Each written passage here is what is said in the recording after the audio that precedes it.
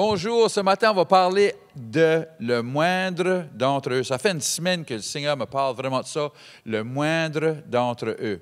Et comment est-ce que Dieu est différent que l'homme et qu'il voit des choses que l'on ne voit pas. Il utilise du monde que l'on n'utiliserait pas. Et on voit ça partout dans la Bible. Ça fait que si vous vous sentez comme être moindre que quelqu'un d'autre, vous êtes dans une bonne place. Dieu regarde ça et dit, je peux utiliser ça.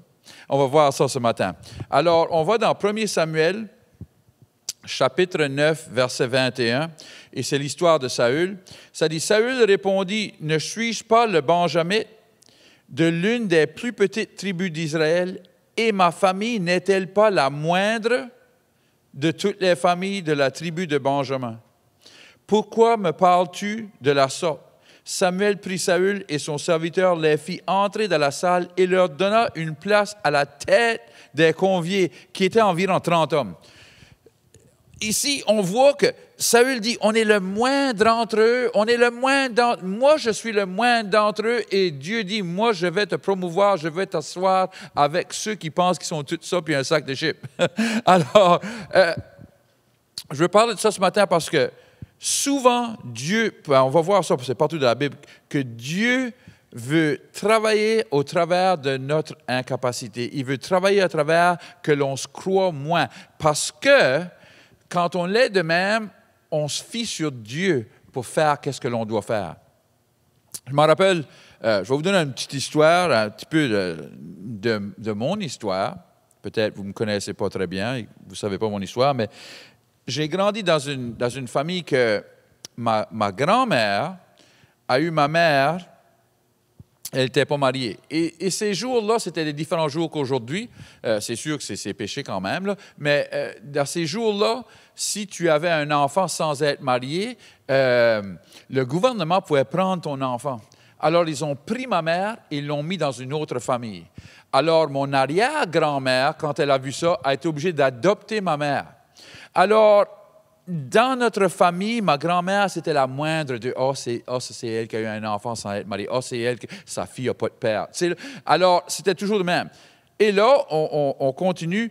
Et ma mère et mon père se sont mariés et ils ont eu moi. Et là, à l'âge de 7 ans, mon père est laissé. Et pas longtemps après, ma mère est laissée. Et j'ai été élevé par ma grand-mère et mon arrière-grand-mère.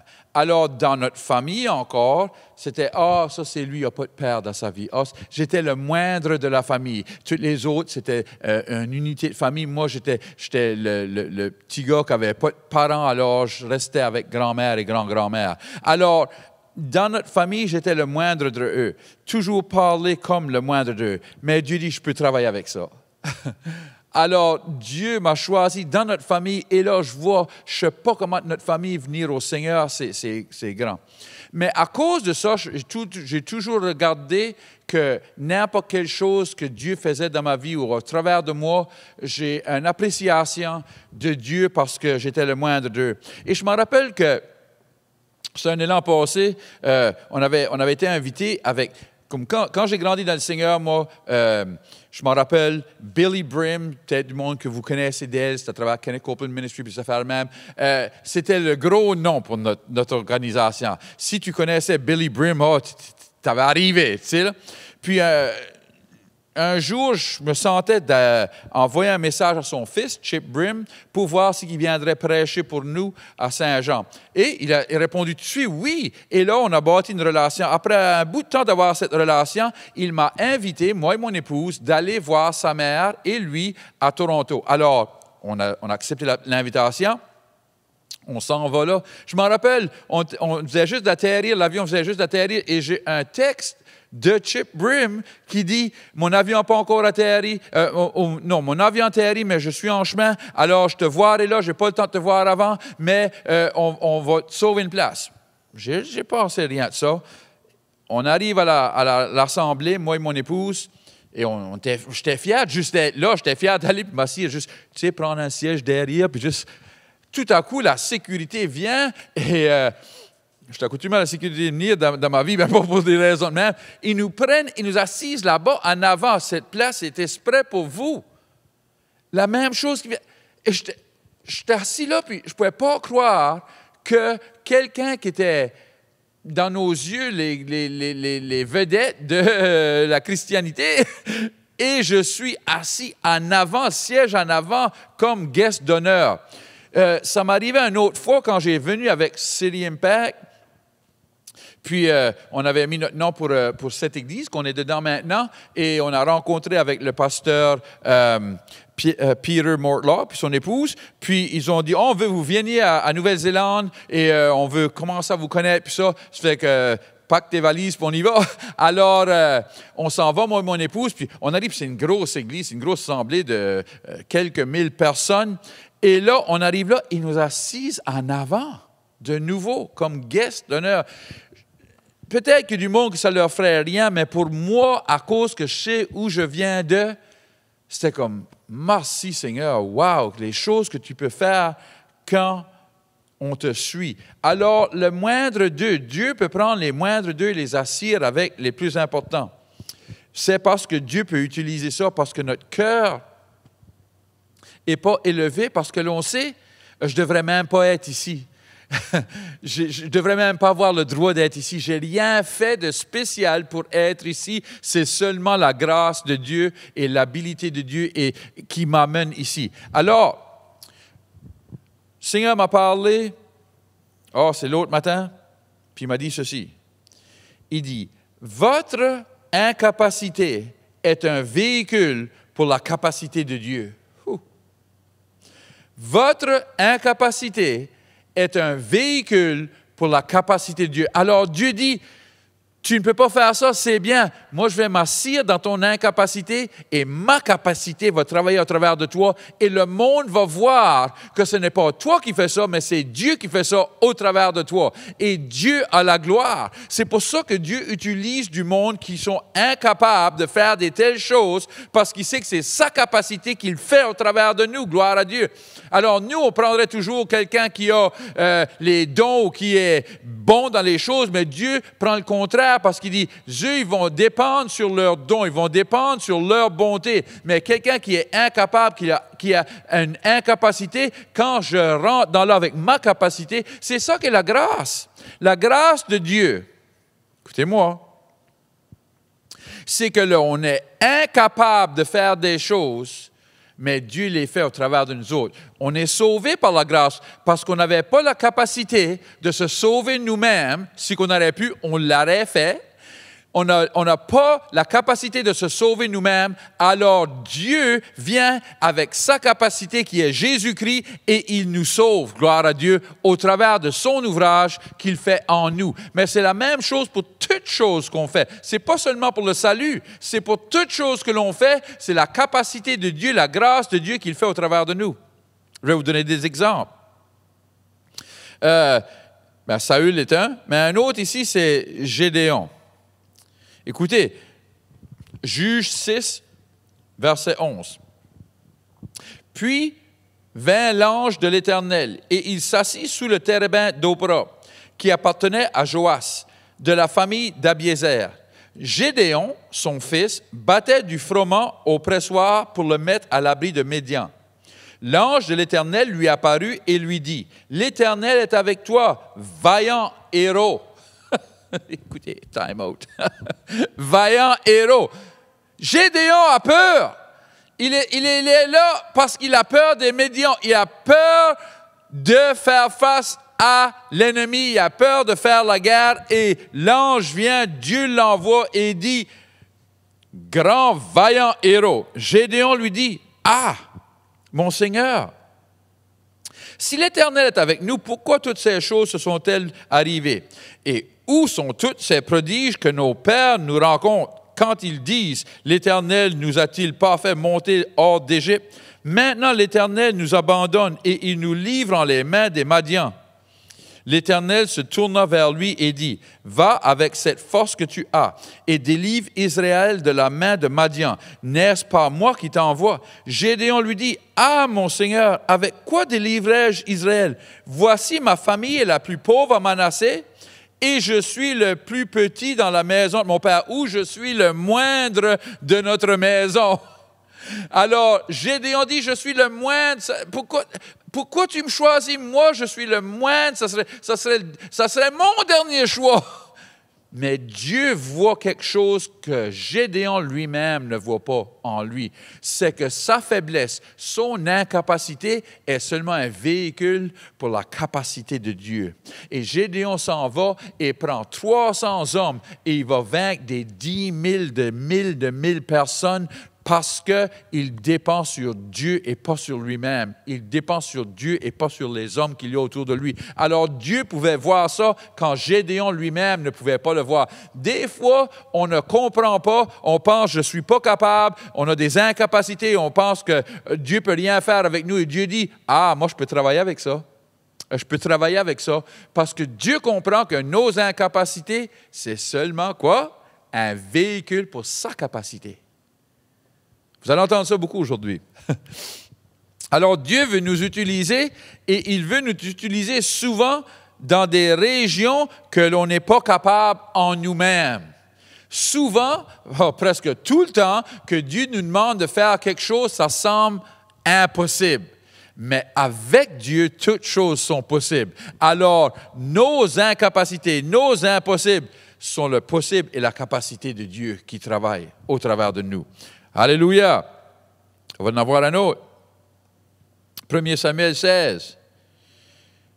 Puis Samuel dit à Ésaïe, « Sont là tous tes fils? » Et il répondit, « Il reste encore le plus jeune, mais il fait paître les brebis. » Alors Samuel dit à Ésaïe, « Envoie-le chercher, car nous ne placerons pas avant qu'il soit venu ici. » Ésaïe l'envoie chercher. Or, il était blond avec des beaux yeux et une belle figure. L'Éternel dit à Samuel, « Lève-toi, oins-le, car c'est lui. » Now, comprenez, on va reculer un peu là. Dans verset 6, il a premièrement regardé, ça dit, lorsqu'ils entrèrent, il le vit en voyant Eliab. Certainement, c'est loin de l'Éternel. Alors, Samuel, tout de suite, lui, voit Eliab et pense c'est lui. Comprenez quelque chose de la culture. La culture, c'est très important si on comprend la culture pour comprendre la Bible.